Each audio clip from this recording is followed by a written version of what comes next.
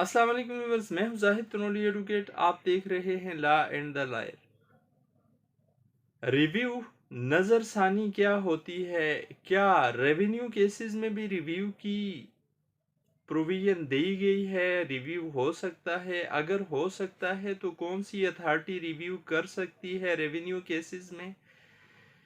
कौन C section है law की जो डील करती है इसको? कौन सा लॉ डील करता है? और क्या रिव्यू करने के लिए किसी रेवेन्यू अथॉरिटी को इजाज़त की ज़रूरत होती है अपनी सुपीरियर अथॉरिटी से? सिविल केसेस के रिव्यू और रेवेन्यू केसेस के रिव्यू में ख़ास फ़र्क क्या है? लिमिटेशन क्या है रिव्यू फाइल करने के लिए रेवेन्यू लॉ के तहत? ये है आज की वीडियो की सवालात जिनको जानने की कोशिश करेंगे आज की इस वीडियो में हम। लेकिन मौजू पर बढ़ने से पहले आपसे गुजारिश, वीडियोस का ये सिलसिला बेसिकली अवेयरनेस की खातिर शुरू किया गया है। आप भी अवेयरनेस की इस अमल में मेरा साथ दे सकते हैं चैनल को सब्सक्राइब करके, वीडियो को लाइक करके, बेल आइकन को प्रेस करके, ताकि अवेयरनेस के हवाले से हर नई आने वाली वीडियो का नोटिफिकेशन आप तक पहुंच सके। व्यूअर्स, रिव्यू कहते हैं नज़रसानी करने को, यानी दोबारा नज़र फेरना किसी चीज़ पे, दोबारा किसी चीज़ को देखना। अगर उसमें कोई गलती है, कोई उसमें खामी रह गई है, उसको दूर करना। लैंड रेवेन्यू एक्ट की सेक्शन 163 है, 163 सेक्शन लैंड रेवेन्यू एक्ट 1967 की डील करती है रेवेन्यू मैटर्स में, रेवेन्यू केसेस में रिव्यू के साथ।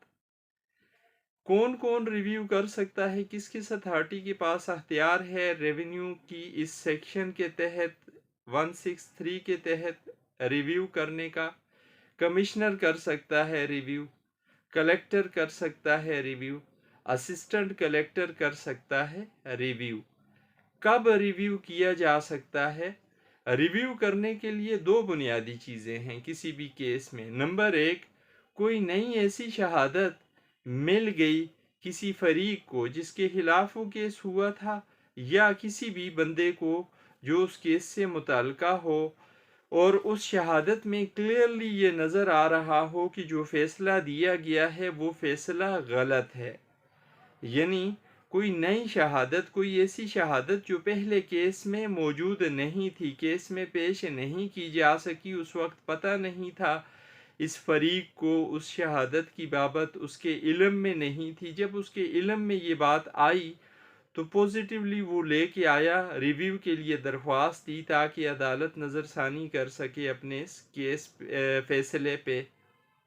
दूसरी चीज़, या फैसला करते हुए अदालत ने कोई क्लियर कट गलती कर ली, कोई क्लियर गलती, ऐसी गलती जो रिकॉर्ड के खिलाफ जा रही है, यानी रिकॉर्ड पे बात कोई और मौजूद है और फैसला देते हुए उस अथॉरिटी ने, उस कोर्ट ने, कमिश्नर की कोर्ट ने, असिस्टेंट कलेक्टर की कोर्ट ने या कलेक्टर की कोर्ट ने गलत फैसला दे दिया, खिलाफ रिकॉर्ड, खिलाफ हकाइक फैसला दे दिया। इस सूरत में भी रिव्यू की दरख्वास्त दी जा सकती है।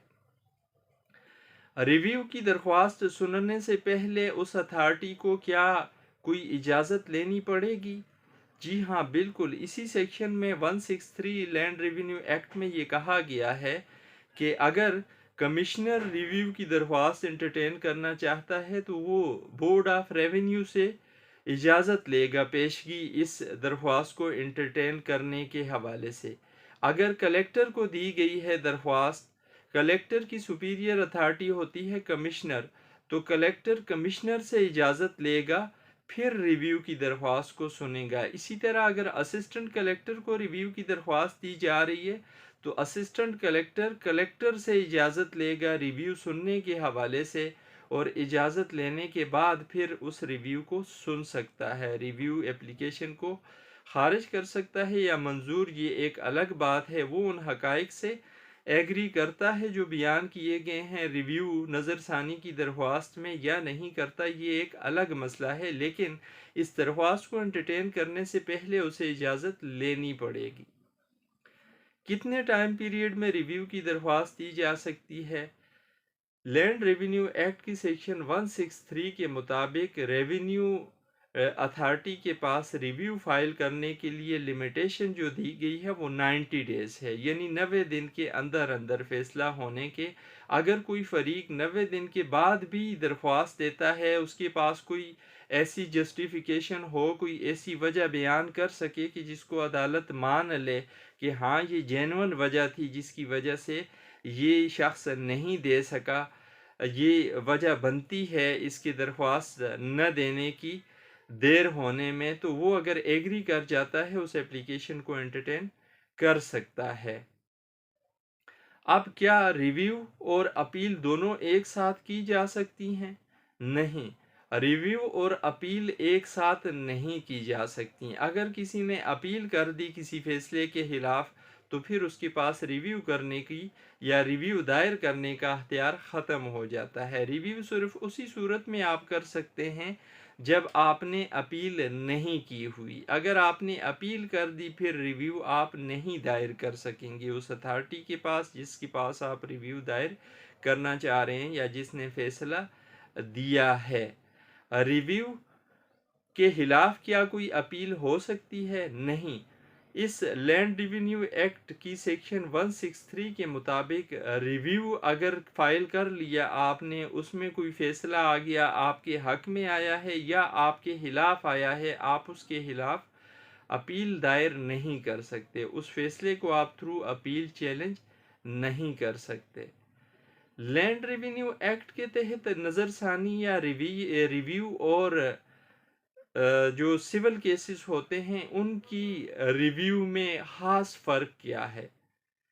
सिविल केसेस में रिव्यू की पावर दी गई होती है उस अदालत को जिसने कोई फ़ैसला दिया हुआ हो। वो अदालत अगर उसमें कोई रिव्यू की दरख्वास्त आती है, वो उस दरख्वास्त को बग़ैर किसी और अदालत से इजाज़त लिए, यानी अपनी हाईएस्ट अथॉरिटी से इजाज़त लिए बग़ैर उसको एंटरटेन कर सकती है, उसको सुन सकती है और उस पर फैसला दे सकती है। लेकिन रेवेन्यू मैटर्स में मामला थोड़ा सा मुख्तलिफ है। रेवेन्यू मैटर्स में ये शर्त लगाई गई है, ये कदगन लगाई गई है कानून के मुताबिक, या कानून ने लगाई हुई है कि कोई भी रेवेन्यू अथॉरिटी, रेवेन्यू ऑफिसर जब उसके पास रिव्यू की दरख्वास्त आएगी तो वो पहले इजाज़त लेगा, अपनी हाईएस्ट अथॉरिटी से इजाज़त लेने के बाद वो रिव्यू की दरख्वास्त को एंटरटेन करेगा, उस पर कार्रवाई करेगा, उसको सुनेगा, उस पर फैसला देगा। अगर इजाज़त नहीं लेता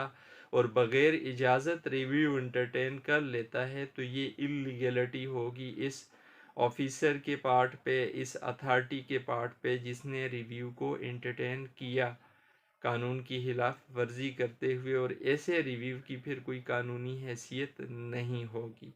ये थी आज की वीडियो जिसमें हमने कोशिश की समझने की, समझाने की रेवेन्यू लॉस के मुताबिक revenue act, land revenue act 1967 की सेक्शन 163 के तहत फाइल होने वाली रिव्यू के हवाले से कि रिव्यू क्या है, कौन दायर कर सकता है, कब दायर हो सकती है, क्या कबल अज़ दायरी या कबल अज़ समात वो अथॉरिटी करेगी, तरीक़ाकार अख्तियार करेगी। उम्मीद है ये वीडियो आपके लिए मुफीद भी रहेगी और आपको पसंद भी आएगी। आखिर में फिर गुजारिश, इस चैनल पर हर बनने वाली वीडियो बेसिकली अवेयरनेस के हवाले से, अवेयरनेस की खातिर बनाई जाती है। मेरा यकीन ये है कि लाइल्मी हमारा सबसे बड़ा मसला है और लाइल्मी ही की वजह से ज़्यादातर मसाइल पैदा हो रहे हैं। आप भी अवेयरनेस की समझ में मेरा साथ दे सकते हैं। अगर आपने चैनल सब्सक्राइब नहीं किया हो तो चैनल सब्सक्राइब करके, वीडियो लाइक करके, बेल आइकन प्रेस करके, और अगर हो सके तो शेयर करके वीडियो को ज़्यादा से ज़्यादा दोस्तों के साथ। फिर बात होगी।